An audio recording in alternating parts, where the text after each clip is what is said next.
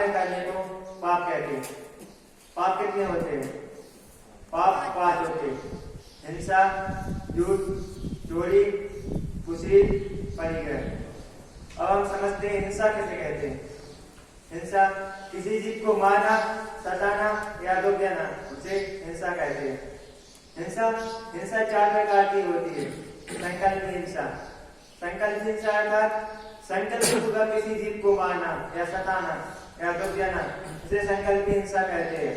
उसके बाद विरोधी हिंसा, अपने घर परिवार या देश की रक्षा करने में जीवों का प्रतिघात हो जाना, उसे विरोधी हिंसा कहते हैं।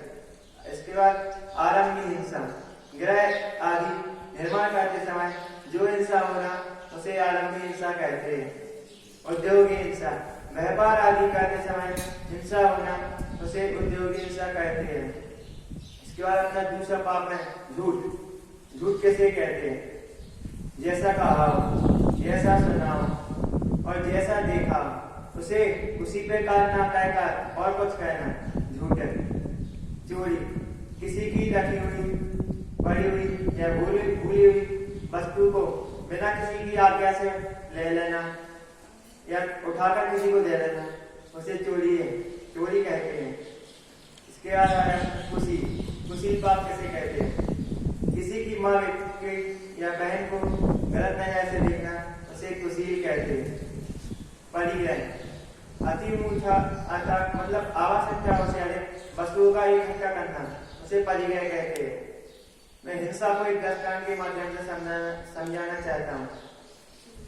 एक समय था एक राजा, उस राजा को मतलब उसको हिंसा की उसने मतलब उसके मतलब जो गुरु थे वो उनने कहा था कि तुम सब जानवर को लेके आओगे, उसकी बलि दोगे तो तुम्हें आकाशगामी विद्या सिद्ध हो जाएगी। उसने मतलब सभी भेड़, बकरी, गाय सब जीवों को इकट्ठा किया उसकी बलि देने के लिए। तो उसको एक मुर्गा नहीं मिल रहा था उसके लिए। उसने अपने सैनिकों को भेजा कि मुर्गे को ढूंढ कर लाओ।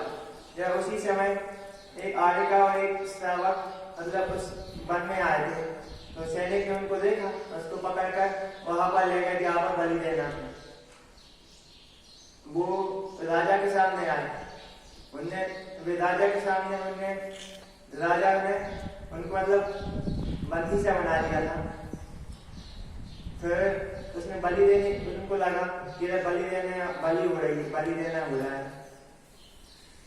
पर उसमें भी वो बिल्कुल नहीं घबराया और उनको राजा को लगा कि घबराए नहीं। उसको देख के राजा को मतलब अंदर ही अंदर बहुत पश्चाताप हुआ और वो सर से पानी हो गया। इसके बाद एक दृष्टांत में कुशील के ऊपर से समझाना चाहता हूँ। कुशील कैसे कहते हैं? अपनी माँ, बेटी या बहन को बुरी नजर से देखना कुशील कहता है। एक समय था 2 भाई थे, कुलभूषण और देशभूषण। वो बाहर शिक्षा ग्रहण करने गए थे, गुरुकुल में पहले भी जाते थे तो बहुत दिन बाद आते थे, 15-20 साल पूरी शिक्षा ग्रहण करके। जब वो वापस आ रहे थे उन्हें एक सुंदरी दिखी, वो लेकिन उनकी बहन ही थी। उनको लगा, उनको दोनों के मन में भाव आए कि मैं इससे शादी करूंगा। दोनों के भी आपस में मतलब झड़प हो गई। जो उनके मतलब 10 सवार घोड़े को चलाते हैं मतलब बाकी वाले, उनने बताया कि ये तुम्हारी बहन है। वो सर में से पानी हो गए और उसी समय उन्होंने नग्न दिगंबर वेश धारण कर दिया और वन का साधना करने के लिए चले गए। एक दृष्टांत में चोरी को ऊपर सुनाना चाहूंगा। एक लड़का था, उसका नाम था मोहन। वो एक दिन जा रहा था, उसकी माँ ने उसे पेड़ दिए। वो जाते गया जंगल में, उसे एक पेड़ मिला। उस पेड़ में जिन्ने थे, उनने देखा वो पेड़ लेकर आया और जिनने कहा कि तुम मुझे पेड़ दो, मैं तुम्हें मटका दूंगा। मटका ऐसा मटका नहीं था, मटके में तुम जो कुछ भी बोलोगे तो मटके में मतलब आ जाएगा। ठीक है, ऐसे अपन मटके में बोला ये मुझे दाल चाहिए, तो मटके में दाल कैसे आ जाएगी। ठीक है, फिर वो घर गया, नहीं घर जाने से पहले वो अपने दूध पिला जा रहा था, उसका नाम था सोहन। वो गया, वो रखा उसने मटका, उसको बताया, उधर सो गया वो। उसके दोस्त ने बोला तुम सो जाओ, उसके बाद घर चले जाना। उसने उसके दोस्त को ही बताया कि जादू के बारे में, मटके के जादू के बारे में। वो सो गया, जब वो सो रहा था तो मोहन ने क्या किया, वैसे ही मटका लाके उसको चैन निकाल दिया। समझ रहे हो ना, उस मटके को चैन निकाल दिया। फिर वो घर चला गया, तो उसने मम्मी को बताया कि मुझे जिन ने मटका दिया है, जादू के बारे में मम्मी को बताया। उसने मटके से बोला कि मुझे दाल चाहिए, तो अब दाल नहीं आई।